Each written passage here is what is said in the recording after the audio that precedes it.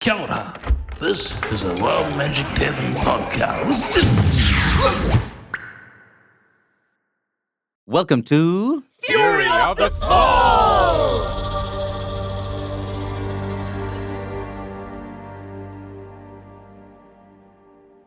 Imagine high mountain peaks, brilliant in the full moon, where winter winds howl and the snow still falls.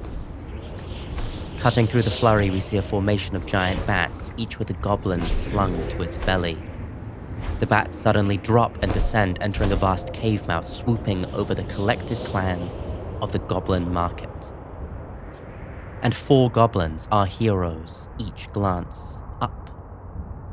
This night, at feasting time, you sit around the fire. And the question that hangs between you all, a conversation that you've never had, rises unbidden to each of your minds, like a stray thought. What actually happened that night? They were looking for something. Yeah. But what? How many were there? 4. 4. There was the short one we killed. Dead. Dead. 1 dead. Yes. 3 left. Another little one with long black hair. Yeah. It was an old one. Just wrinkled like a tree. And then the shiny one. Shiny one. Long black hair. Wrinkled one. Mm-hmm. Shiny one. Yeah. Yeah. 3 left. 3 to go. We have to do something. We have to. This can never happen to another clan again. They took Sander. Yes. They took a goblin. Yeah, we need to get Sandor back. Fires rise, they burn in your chests. But at the end of the night, you still go to sleep, you wake up, no more, no less than what you had before. The market goes on. 5 nights remain? 3 nights remain? Maybe inspired by that beautiful talk that Scritches gave me. And I think I just want to start spreading, it's not even like a rumor, just putting it out to anyone I can talk to that we're accepting donations towards our fight. We've got this clue, and that we don't expect anyone to come with us, but we'd love to accept any donations, support, any form of anything that the other clans want to give us. To give you some context, it would be, you do this in earnest, and people like Bollock will listen to you for a time, other people will nod their head, but it's a bit like I'm collecting money to like take down this government organization. It's like what you're proposing is so fringe. And despite the great loss that you've found, this empty hand keeps being returned to you. And it is born out of fear, and it's impenetrable to break through. And as these days go by and you spend your time in these fruitless efforts, you realize that clan upon clan is consolidating their position for the year ahead. And Jagajaw has less and less. On the last night, you sit at feasting time. You know that you have only 1 more evening left to you. What do you reckon? So, there's this human term, busking. Do goblins do that here? Well, busking. Busking. Did I teach you that? Well, I did have this idea. Shut up, Smiggly. Potato is not very nice. Wait. The cat just talk. Sitting bolt upright by the fire, raggedy, mangy as always, Potato joins the conversation.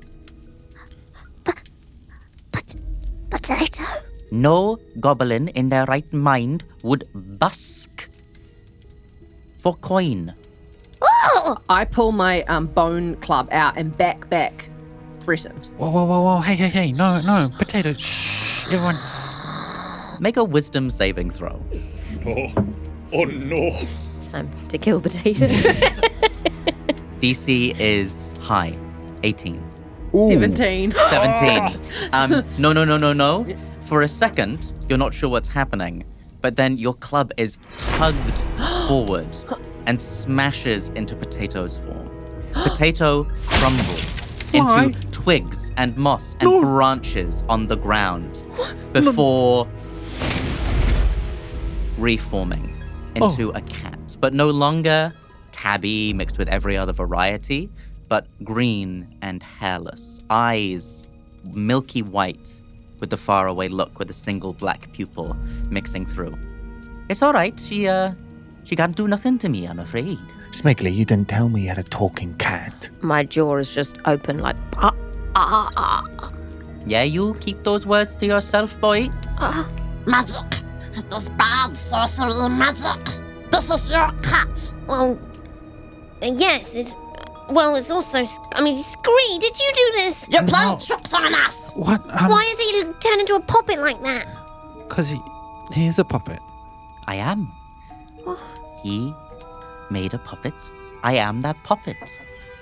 I'm also someone else's puppet, and I am all of your cat. I thought you were my cat. Potato says Potato's everybody's cat. We can all hear Potato. Thank you very much, Skree. Young Skree and I have been having some rich little conversations. Mere morsels, but delicious. You've been talking to Skree? In secret? Well, I talked to lots of animals. I talked to that dog. Oh, yeah. So Can I make an insight check on this cat? Like, what the hell is going on? Make an insight check on the cat. Okay. That's a 7. A 7. You look at the cat. Cat looks up at you and smiles. Impossible. what? It's impossible. What's impossible? This. Do you want me to pinch you? Don't pinch her. As you hiss, I think Potato like hisses in return, and the whole face, sort of Alice in Wonderland style, like sort of grows and enlarges. Oh, no, I'm sort of, sorry. like, match We need to get yours. rid of the cat, I think. No, everyone just stop hitting it with clubs and yelling at it and telling it it's awful. She made me hit it. What? It made me. Did you, Potato? Only to prove a point. Oh. What do you want? Yes. What do you want, Potato? And do you still love me? Lays like a little paw on your hand. I do love you. I love. Looks up into the air, ears twitch. Very goblin-like. Cats in general are very goblin-like. Slit pupils, the ears, proclivity for night. They're cagey in the same way as well. Potato seems to be listening to that torturous song of happy goblin life happening all around you. I am everybody's. I am the benevolent goblin. I am whatever goblins are. And I love you. And I am here for the betterment of all of us. Nobody loves Sly. I love Sly. I love Sly in the moment that you held up that skull and laid it on your head. Another outcast like you joined together. Can you play an instrument or sing or something? Because all the other ones seems like they're having a party. And we're just 4 sad little goblins. I'm sorry, do you have anything to celebrate about? No, not really. Have you reason for songs or for marriages? No. I walk up behind Potato and I scoop like a little kid picking up a cat, like underneath the front paws, and pull Potato up so their like full body is dangling down. Still manages to like look eerie and a little elegant. I pull them up and I say, "Don't you see? We've been trying to find something to help us with all these other clans, but no one's helping us. But look, this could be it. Potato is powerful, right? Are you it, Potato? Will you help us? I'm very much it. If I can keep practicing my puppets, Potato can become even more." All right. Well, Potato, we need to know how to get to High Falls. Can you help us? I am but a puppet, but know this. I want what you want. What happened that night and the thought echoes back through your heads in his voice. What happened that night? It is important, not just for you, but for me, and I am wherever goblins are. Now, what are you going to do?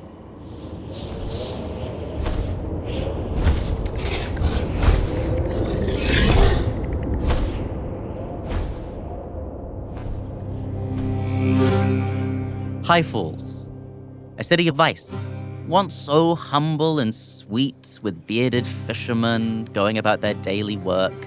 Over years, smugglers took hold, pirates burned it to the ground more than once, and yet here it still stands, the blight on the scimitar shores. This is not a friendly place to be. What would we hear as we sneak through a town such as this? As we pass by rickety buildings, big warehouses long abandoned, what is the soundscape that fills up our goblins' ears? The kind of like clatter of dice being rolled in a back alley where there's like 12 people gathered around a board as people play for money and other things. I feel like there's two old men knee deep in the shallows of the water, just like slogging it out at each other, but they're both so weak, they're just like, and drunk off their faces, just trying to punch each other into the surf. What did you think I was going to say? Yeah, I think, Sly, one of your impressions of human settlement so far is that, like, people fight in the streets regularly. You've had double confirmation of this now. What else do we see, hear, smell, taste, unfortunately? Sly, being very attuned to nature, doesn't see much nature around here, but she can kind of sense and hear tiny sort of sea plants and tundra poking out from little corners of roofing and along the edges of alleyways, just trying to survive in this harsh, salty landscape. Amazing. Like the carcass of like an enormous sea creature in the process of being like gutted. Absolutely. And the stench of its organs. I think probably giant like, dugong. like the largest creature that you have ever seen. Imagine it's like a big fantasy manatee the size of a whale that is strung up by its tail at a crane on the docks and is having the process of like chunk after chunk of blubber cut off it, slapping down onto docks. And like an absolute cloud of seabirds just like swarming around it, getting like swatted away by large like bamboo poles. I imagine everything feels big here too. Like the knees, like on the people that are sort of like knee height, are like massive, and like my ears are twitching, and just hearing laughter that I don't really understand. That's like screeching, like Yeah, and I like think loud you're sort of- hearing like languages that you haven't heard before that are not straight common. You are seeing not just the skins of humans and dwarves and halflings and half-elves, but also people who appear to be completely feline, like cats. The beating wings of owl humanoid landing down in the middle of a fray and breaking up two members that he calls his crew. Sly always looking at the big blubber thing getting strung up, and just out of curiosity almost bumps into a small kobold, and they kind of awkwardly kind of bash into each other and then like both snarl and move away. And the snarl comes to you naturally, as does to the face of the tiny little dragonling kobold. And you both hiss and growl and then continue along the boulevard. Can I make a perception check to see if there's any other goblins here? Make your perception check. The There seems to be so many different potato creatures. leaps to your shoulder in this moment. I am whatever goblins are. And you see that his eye's also looking. He's going to give you advantage on the roll. Oh, awesome. Just so you know as well, Potato is a character in any given scene now. You can talk to him anytime. Wow. But he's currently in cat, Always in pure cat format Pure when he's cat out in not the in real his world. Espion No. form. Espion. That Green is Espion is what I a mean. 15 on perception. 15. It's always hard being at waist level. Yeah. Many halflings appear to be, You don't see any skins of green or light purple yet. But looking at the melange of different peoples and cultures and tongues, you can see how maybe a goblin clan could thrive in such an environment as this. Maybe. But this is alien territory. You might as well be on a different planet. This sea of sounds fades away and is taken over by a sound that you have never heard before. It's matched by lights that are a color and a texture that are not natural to your eyes.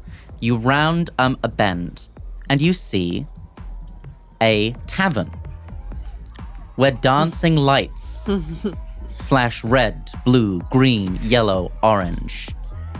Through the open taproom doors, a crowded dance floor, and at the far end on a stage, you realize now that Scritches is not far off in his depiction of gnomish attire and hairstyling. 5 gnomes play in a band. One of them on a fiddle that appears to be made out of clockwork and metal strings. Steampunk gnome DJs? They don't have instruments, but they appear to be working spellcraft, thaumaturgies, prestidigitations to keep this whole club pumping. Thaumaturgy boosts the beat of a drum. Dancing lights flare, turn, go suddenly to dark, and then strobe electric. And I think Scritches is absolutely taken by the rhythms and the music, and he's going to get on the floor and cut some shapes. You go straight and you pass under painted tavern sign, which looks very antiquated by comparison, the Heart and Clover Tavern. Wow. And you are inside what is clearly the heart and soul of the nightlife of High Falls. The dance floor is completely packed. As your eyes turn to saucers and this new strange flavor of quote-unquote civilization, as Mayor Tenderloin called it, reveals itself to you. This is easily 3 times the size of the Fallen Apple Tavern. You look up and you see that there is a gallery, dark and smoky up above, where it's small tables. Slightly better dressed denizens of High Falls are looking down, eating canapes, smoking on pipes. The ground level has the sort of rough and tumble of the seaside town. There is a long bar, the stage. You see some tables for gambling over in a corner, and you hear the cheers and yells that accompany maybe a fight pit of some kind. You can all turn over your map, which contains the Heart and Clover. Dance floor. I'm just going to lay some mechanics on you. There are various locations where you might be able to get some information, some intel. You know that somewhere here is Carla Rose. And you've got to get some FaceTime with her somehow. The one with the long black hair.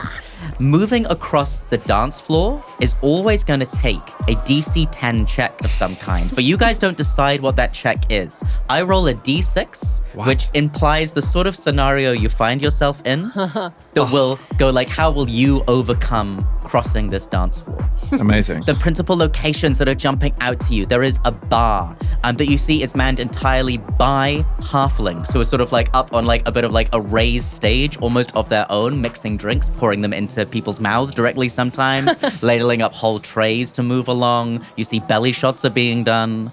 Wow. There is a section where there are sexy. gambling tables happening. There is a fighting ring somewhere further off that you haven't quite gotten to yet. And then up above are these VIP balconies. These are sort of the core locations that jump out to your eye. Before we get into that, we know that Scritches is sort of becoming hypnotized by it. How is this environment landing with each of our other goblins of Jagged Jaw? Smiggly, this is horrible. Take my hand, Skree. What? Take my hand. No, what? And I'm not nearly nothing on Scritches in terms of dancing, but like feeling this connected energy of like. Wait, Scritches is like full dancing? Yeah, I'm on the floor. Scritches is making You moves. said clockwork violin. I said my hips are going, you know? I did hold my mustache. So yeah, your uncle figure is currently like gyrating like between two. I'm grinding on someone, I think. Yeah, like but you're like grinding like at shin level on someone who is like clearly I'm like a sort of- horny dog. Yeah, absolutely. Like, and this person that you're grinding against is like a half and a head taller than a human even is. Yeah. Their skin appears to be sort of stony Yeah. in appearance. You are holding your I'm brother's grabbing hand, Skree Smiggly. and I'm like, this is actually like, I'm not cool. I'm truly like giving like teen boy awkward, but I want to be, for once in my life, I'm like, I want to be like that. I want to be like my uncle Scritches. And I'm pulling Skree into the crowd like, we got to go. Sly, Yes. how are you feeling? I think the lights and the music are too overwhelming for Can you Sly. make a wisdom saving throw for me, please? Yes, I can. Oh, jeez, here we go. 10. Somebody bumps into you, and for a second you black out. And then you come to, and your hand is clenched into a fist white knuckle. And you slowly let it go. You don't even know who knocked you, but you're aware that your companions are a good meter or so ahead of you. The brothers have joined with Mr. Scritches on the dance floor. Can I? Is there rafters in the ceiling of this pub? You look up, any rafters are sort of buried in the smoke high up, but you do see them there above that gallery level. Yeah. But there is a clear distinction. You can't even see where the stairwell is, it's too high. separating the VIP gallery from the main dance floor. But That's as good you go, instinct, like, I though. want to climb, I want to get up and out into that dark space, you do see it there at the very peak of the lintel. Okay, I'm gonna make my way towards maybe the bar and try and climb up behind the bar to get a vantage point. Amazing. You are moving through the dance floor, and you make your way to the bar. Scritches, are you still in this dance floor? I mean, when you said that the form of the creature was stony, I maybe think I'm like dancing on a pillar. And so I think maybe there's a moment where Scritches looks up and sees a face looking down at him and is like, oh! So sorry. I thought you were part of the architecture. It's all right, darling. What's your name? Malachite. Malachite. What does that mean? It's what I am, baby. and he sort of yes, spreads you his are. arms wide, and you see this stone veining on the Make chest of best this, friends. like, part human, part elemental creature on the dance floor. Yeah. You're also, like, in this moment, you look around and you see your charges, your wards, huddled close together. Smiggly is maybe trying to dance? Yeah, definitely like really like arms just like pumping a bit, like really stiff and rigid, like not very cool. That looks great, Smiggly. Yeah? Yeah. I'm really feeling the music. How are you going, Skree? Is this a comfortable environment for you? I'm like huddled, like arms around my knees, like at Smiggly's feet, just like wildly looking around for Okay, danger. Smiggly, he's not looking so good. Okay, so Malachite. Yeah, baby. This one here, and I just shut to Smiggly. This I need to take care of this one. Do you mind watching them for a second? What? Do you mind watching this little one for a second? I'm just going to take care of the other one who's curled up in a ball. Make a big persuasion check. Asking him to babysit? Yeah, you're, club you're, guy? you're asking a guy at the club to babysit for you. That's 18. 18? Yeah. This little guy. Yeah. Come up here, little fella. And he grabs your sides, I was Smiggly, really Smiggly, yeah. and puts you up on his shoulder, where you have an amazing the best vantage dream. of the heart and clover. Talk about coming of age. While he copies your move, and a stony fist pump starts into the air, and then a weird thing happens. Lots of other people start doing it. So awesome. Meanwhile, Scritches, you bend down and you look into Skree's face. I grip your school uniform and I say, we can't forget why we're here. We're all getting distracted. This is crazy. This is madness, and we have This to... is the best night of my life! You know what? You're right, Skree. But, you know, it's not every day you get to dance, you know? But you're right. Okay, let's go somewhere a little bit more quiet and we can talk about what we want to do. You look around for Sly. Sly? What can I get you, love? Water! Water? Water? It's the one thing we don't serve, lass. Leans down, sort of lies on the bar, looking at you. All of these halflings are in some way like absurdly like beautiful to a human standard. And this halfling has got like shaven head, like model-like features that like make them look very sort of like pointed and angular for a halfling, and sort of bats his eyes at you. Yes. Are you sure I can't get you something a little bit special? How much gold? And you cling, cling, cling, cling, cling, reach into your pocket and you pull out Carwin's meager, maybe, wealth? I'll get you anything you like, darling. That one. And I just point to one that looks like the color of swamp mud that I'm accustomed to drinking. It is a swamp mud bottle, but it has like a skull design on it. And as Would I be smart enough to notice? Have I ever seen the skull design before? No, I don't think so. Okay. You think you like it because it looks like your skull. Yeah. And you go, oh, you're a brave one. And brings down and like slides the bottle. For 5 of those pretties, you can have the whole thing. I can't count, so I just hold out a big handful of it. Reaches down. You don't see exactly what happens next. The coins move too fast, but you are left with the bottle. You hear a voice up above you. Age before beauty?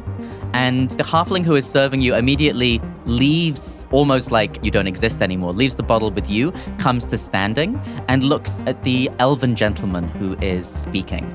He has very dark features, ears not full elf, so a little bit shorter.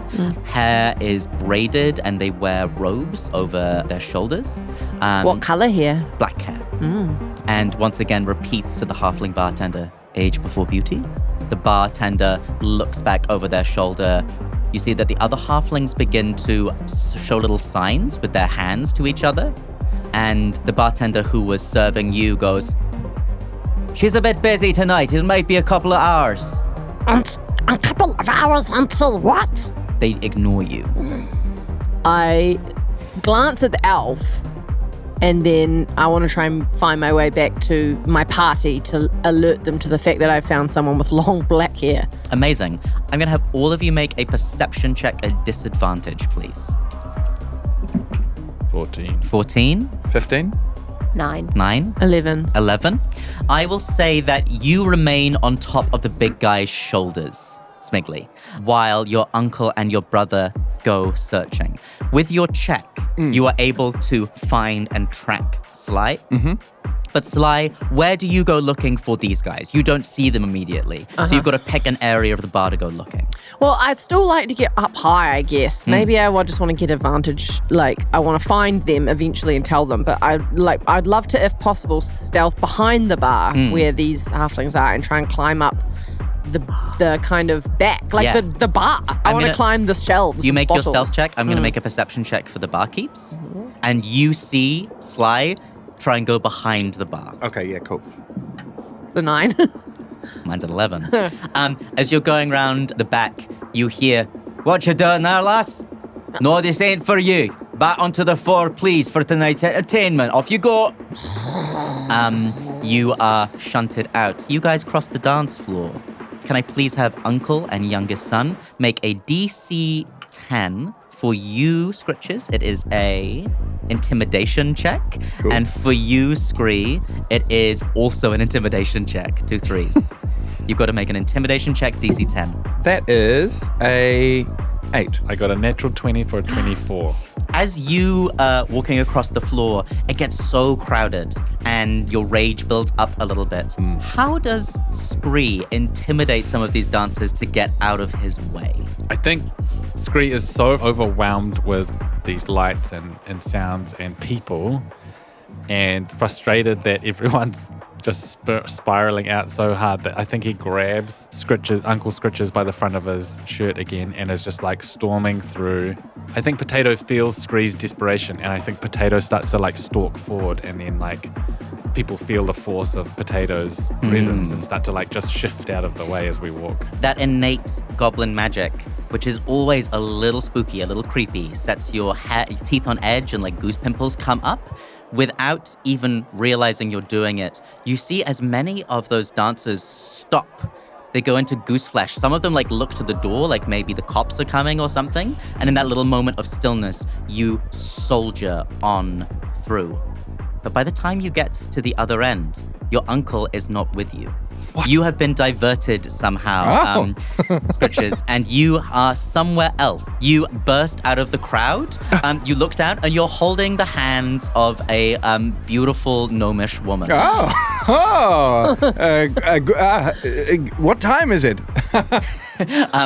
She looks you up and down, immediately realizes that in the lights of the dance floor, what appeared to be a rich, dapper gentleman is in fact a little schoolboy. Yes. And with disdain, drops your hands and turns straight back into the crowd. Wait. But you hear a roar behind you, and you turn around, and you see a fighting ring behind you, but not on the scale of a boxing ring.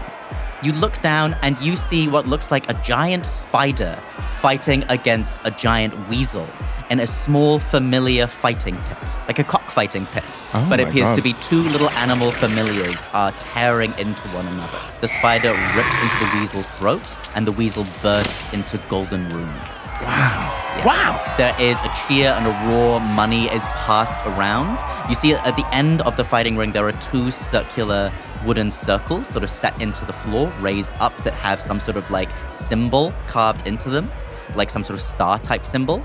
And another figure arrives at the end. Two new contestants slap their hands down on these circles, which light up, and then two new familiars materialize in the fighting pit opposite each other. Wow. What are they Pokemon. this time?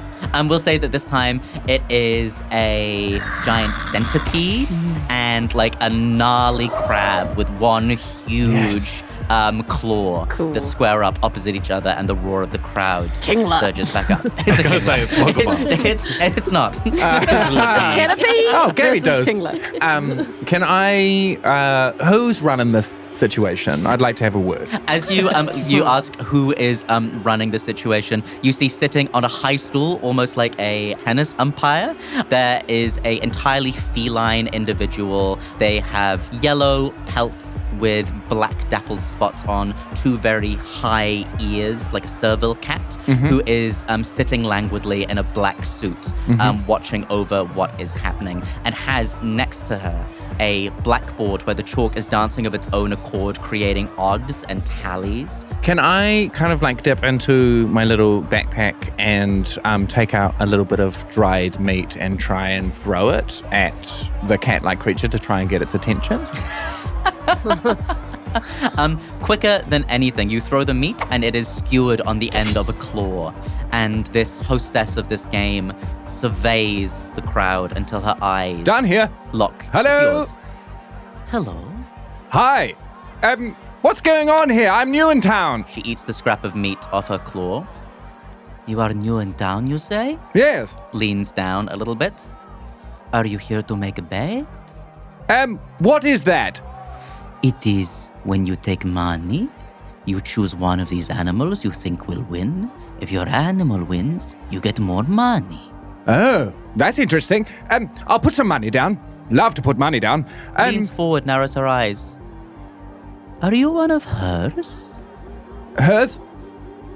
You are very new in town. Yes, just arrived, in fact. Huh. Anyway, what I was saying, I'll put money down, and maybe if I win, you could tell me a little something about this place. The catfolk leans back in the high chair and then rings a little bell as the crab's claw completely severs the centipede in two. And the crowd roars again. Very well, what can you offer me? Do I have any of Carwin's coins? Yeah, you reach into your pockets. You know the value of gold. Yeah, I'll put forward all of my gold. She smiles a feline grin. A private bet with the house. What does that mean? I'm new in town. You win, and you can ask me a few questions. Great. Let's do it. You look down into the fighting ring as two new summoners take up their positions to the left and the right of the circle. We cut to Skree. You emerge from the crowd, and you are holding the hand of a beautiful gnomish woman who looks you up and down. How old are you, love? What? Looks back to the crowd, goes, go on, darling, and then disappears back onto the dance floor. Sly is now making their way toward you. You're both over by the barn. Okay, great. Kind of like wave frantically at Sly. I just crawl on all fours, like basically the size of a rat, through the people towards Skree. Yeah. Grab him by the shoulders. Yes. I have found a long hair. Black long hair. Oh, good. Great. Age before beauty. And I point at the elf. Yeah, you point at the elf. You look, this is not the elf that you saw. You can see Sly's confusion. This elf does have long black braided hair, but is not color, far too tall. But this elf is just waiting patiently by the bar, not joining in the dancing, tapping fingers along to the music, drinking a beautiful amber liquid out of a glass, but is a patient waiter here. Will kill it. Them? Long black hair. No, not everybody with long black hair. I desperately look around. I kind of assume that the person in power is in the higher levels, so I look up there to try and... Am I near like a staircase or anything, or there's nothing? There is no visible staircase on the dance floor leading up to the VIP area. Smiggly, make an athletics check for me, please. DC 10. Oh, yeah. That's 17 on the dice. 17. You find yourself like dropped into the middle of the dance floor as your big gravelly friend Malachite finds another stony being of his ilk, and they start to grind up together so aggressively that the stones of their forms begin to like merge a little, and you decide that it's time to get down and out of there. You hop down into the dance floor. You are not a strong goblin, but you shoulder your way through the crowd little by little. Make a perception check for me. 9 minus 1, 8. You glance up to the gallery. The hairs on your neck are standing up. You feel like you were being watched for a moment. But the dancers close and you can't see the gallery anymore. Do you think, I think from the dancing, it was like this amazing moment of just life, and then being dropped is kind of like shaking me back into what we're doing here. Absolutely. This ground level like smells of like sweat and bad drinks, and it's like the bottom of your feet are tacky from what I'm you're just walking gonna on right try as we're going. Like I imagine I'm at knee level, but I might just say, just to see, like try a couple of my best human talk. Carla Rose. Just see if anyone looks. Carla Rose. At the fighting pit, there is summoned the largest rat you have ever seen. Whoa! Flexes little arms, kisses his own little biceps. Whoa! And then is face down by whoever your fighter is going to be. What form would you like this fighter to take? An even bigger rat. Yeah. Bigger biceps. I think a giant wasp. Yes. Yes. You see, as the summoned creature forms, wings spread, angry yellow and black stripes upon its body. You look up to the catfolk taking bets, and you point at the wasp. I want the wasp. They always got me in the forest. Understood. Ding, ding, ding. And the fight begins. We're going to just play some straight rollies. I don't have a fancy pregame for this. Let's go. We're going to play 3 rounds, best of 3, to see who wins. Cool. Okay? Come on, Round 1. 2, Ding, ding, ding. 3. Waspy 19. rolls a 19. The rat rolls a 7. The first thing that happens, to your absolute delight, is a stinger is plunged between the eyes of the rat, like dead in the middle of the head. The cheer and sobs that go up from parts of the crowd as money is immediately, people assume, lost and won, begins to change hands. Second roll. A sexy elf comes out with a placard that says 2 on it and walks through clad in a bikini. 10. Rat rolls 17. Around the abdomen of the wasp, the jaws crunch in, the wings break underneath the strength of the jaws, and now it's just these 2 animals rolling in the dust together. 3, 2, 1. 5. 15. The rat eats the wasp, bite by painful bite. And when you look up, the seat at the umpire's chair is being filled by an older human man, and that catfolk is walking across the bar. I'm going to follow them. You follow? Yeah. As you do so, I'm going to get you, please, to make a insight check. Cool. 10. DC is 10. People are making way for this catfolk. It's clear that they are important here. She goes up to one of the walls close to the back of the bar, not behind the bar itself, but one of the walls, and she passes through it. Just the straight wall? Yeah. As you do so, you sort of note that a couple of people have clocked that she's gone, and she's followed quite quickly by a dark-skinned half-elf woman with long black hair, who you see gets a little tap on the shoulder at the bar, Skree and Sly, and is given a little note, and also steps through the wall into the uppermost levels. Can I throw some meat at the wall? You have arrived here. Meat phases through. Okay. I think Scritches would like to gather He's going to look to find the rest of his I think you look down the length of the bar where you see Sly and Skree, who are still there. And they sort of you edge along the front away from the crunching legs of the crowd and form My a little forelegs get stuck in the trio. stickiness. And that's when you all three hear, Carla Rose! Carla Rose! Is that Smiggly? there is a little lull in the music that lets you catch it. And it's a very clear voice in the midst of the crowd. We should probably go get Smiggly. You arrive around the form of Smiggly, who has been calling out into the bar itself. And you hear a voice, "Why did you call me?" A very spindly, the thinnest human that you've ever seen, looks down at you, who is dancing beside you. "Why you call me?" All of you are there in this moment as this human gets their drink and then pours it over your head. "Why do you call me?" I slap the drink out of her hand and I say, "She said Carla Rose." Straightens up. "Not my name."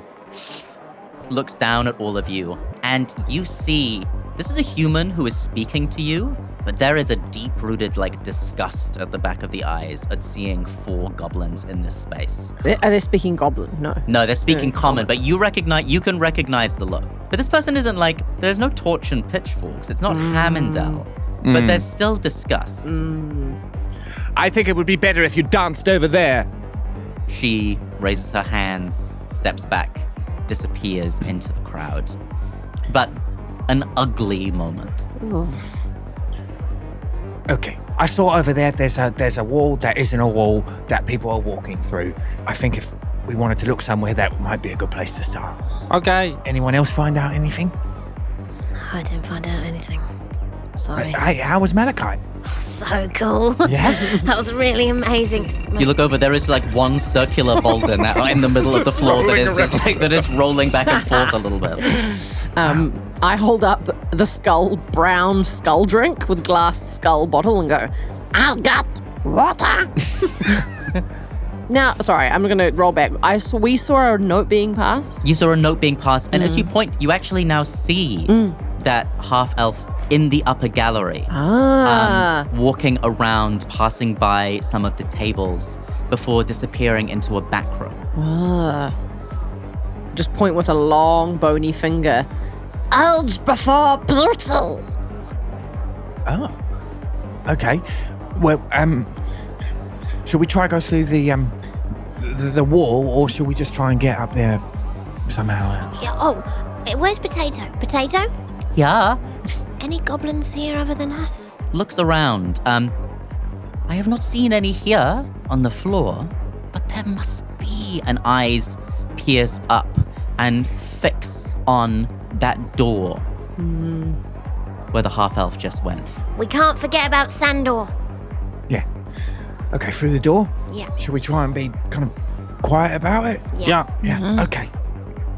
You make a stealth check, please. We will call it DC 10 because of all of the chaos of the pub. 14. 9. 11. 17. One by one, you make a little break. We'll say that there is a particularly loud roar from the familiar fighting ring, and lots of people's attention turns over there for a brief moment. What's fighting currently? You can't see through the crowd. Ow. I've run out of Pokemon. Pikachu and Squirt. And you take that moment at full goblin speed, close to the ground, through the wall and up a narrow spiral stair. It is dark up here, and when you arrive on the uppermost level, there are small tables with little red flickering candles at them, but it is deliberately dark and shrouded up here. There are quiet conversations happening between the finest dressed people that you have seen in the Heart and Clover. What's the hair looking like up here? The hair is, what do you mean? Is there any Jimmy Neutron? Yeah, like what are the hairstyles? What's going on with the facial hair? Is there anything that I wouldn't have seen in Hemmendale? You know, He's always on the job. What's the latest? He's always on the job. You see a figure who is clearly the gnomish manager of the band that is playing, Yes. sort of like bigging up his act to a group of what look like human pirates who are talking about maybe sort of getting them on for like a ship cruise. Incredible. And you also see everything, like, you feed it to me. What do you see in the shady uppermost levels of a fantasy club? I look over and there like what looks like a fight. I'm like, there's a fight, and I kind of my eyes glow with like the excitement of a fight, and then I realize it's like a male and a female like pirate just like in the corner in full makeout, like tongues pashing, Heavy petting. Yeah, heavy petting on like in a dark corner, very sloppy, very drunk, and Sly cocks ahead, something that she hasn't really seen since she's seen animals mating in the forest. Yeah. I think there's like a human wizard like conjuring like an illusion of some like very sexy dancing on a table and like 6 people crowded round with their legs crossed. Like a strip club. I think there's 3 very wealthy elvish men in like black suits, and there's an auto gnome who's like producing drug paraphernalia from their chest cavity. A little and then, chest tray like pops out of this automata. Yeah, and then they take it with their hands, and then they like divvy it up on the table and like start like putting things in lines and stroking it for them. I think Scritches would be looking out for any goblins, any sign of that cat person. You go goblins, and then walking toward you. Hello, chum. What can I help you with? A goblin. Oh. Large, flat ears, a nose that has clearly been broken again and again and again. A little bit of stubble on the head. Older, not quite as old as you. Wearing a vest, a loose shirt, underneath a nice pair of breeches and a pair of boots. What can I help you with? Is he speaking goblin? Yeah. Oh, well, hello. Where are you from? What? What clan? All right. You here to join up? What? Join what? Didn't think we were taking. Join what? Yeah. Yeah, I'm here to join up. Oh, yeah, we came to... Yeah, too this late one for that. Yeah, this one wants to join up. Yeah. Sorry. How'd you get up here? We just walked in. Oh, yeah. Yeah. The cat lady said we should come. Bold as brass, I can appreciate that. My name's Lagan. Lagan? Aye. King, this is like not a clan name that you recognize. There is no rule to it that you can pass out. You don't recognize the elves. You don't recognize the elves. No. Yeah. And also, like, the features of this goblin, I will say, are not familiar to you. You are used to seeing the different ears, eyes, nose, bridge, and brow shapes of goblins. Nothing familiar about the construction of Lagan's face. We're looking for a friend who has one ear. Oh, yeah? A goblin?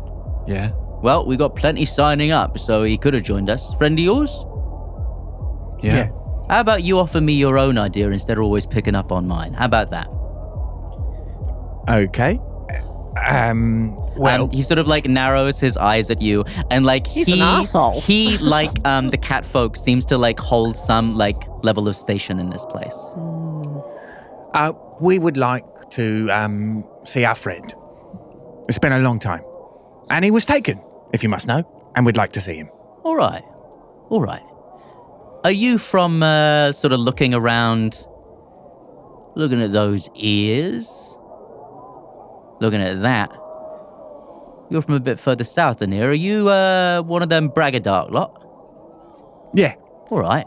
Didn't think the word had gotten that far down south, but I'm happy to hear that we got more numbers. Yeah, we'd just like to see our friend. All right. So follow me. Great. Oh, numbers for what? I'm afraid.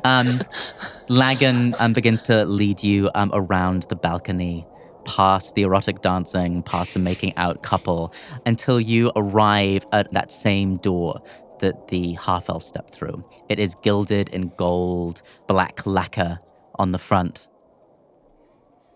Step this way. Clicks down the handle, opens it up to reveal a balcony that overlooks all of High Falls. It is sort of as wide and long as the bar itself, with little couches set up on it. It is much brighter out here, fresh sea air. You see there is like a mini bar that is serving the only 3 or 4 people that are sitting here, with their back to you, dark, curly, ringleted hair, sitting in a comfortable chair looking out over High Falls itself. Kind of behind this this goblin guide, I grab Sly's hand and I just point to this curly dark hair. Dark hair. Eyes red glint.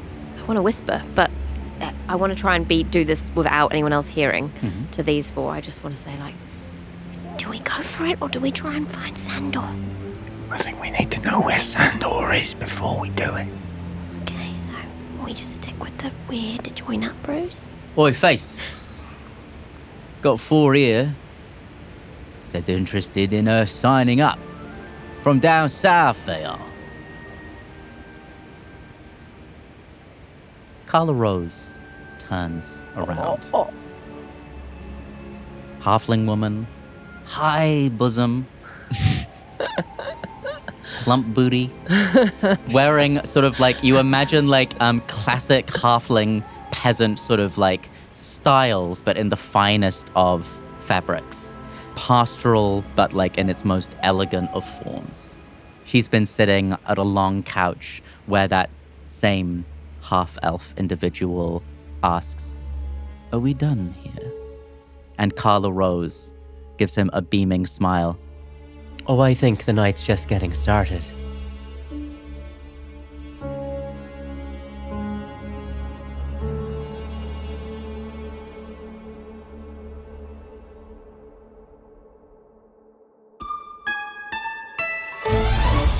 Fury of the Small was produced by the Wild Magic Tavern in partnership with the Spinoff. It was written and game mastered by Paddy Carroll, with Tom Eason as Skree, Hope-Higginson as Smiggly, Arlo Gibson as Scritches, and Brynley Stent as Sly. Series artwork is by Lars Cawley. It was produced, edited, and sound designed by Aihe Butler. Special thanks to Sam Small, Olivia Marhood, Lewis Gregory, Mad Chapman, Jen Follett, and all our nerdy mates we've played D&D with over the years. If you enjoyed this episode, make sure you check out Nightcap, our special after show where Paddy and the cast pull back the curtain and talk about their experiences making Fury of the Small. You can find these as bonus episodes in the podcast feed or see full video versions on the Wild Magic Tavern's YouTube channel. Thanks so much for listening, and we hope to have you back at the table soon.